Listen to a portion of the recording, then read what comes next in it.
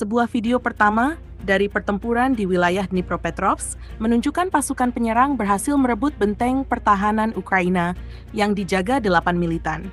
Setelah tawaran menyerah ditolak, serangan dimulai oleh unit drone yang membuka pintu perlindungan dengan drone FPV dan menyemprotkan gas air mata. Saat militan kebingungan, pasukan penyerang mendekat dan menembak. 2 musuh tewas, sisanya melarikan diri dan dihancurkan. Benteng direbut tanpa korban dari pihak penyerang. Garis pertahanan pertama di arah Dnipropetrovsk kini telah dikuasai.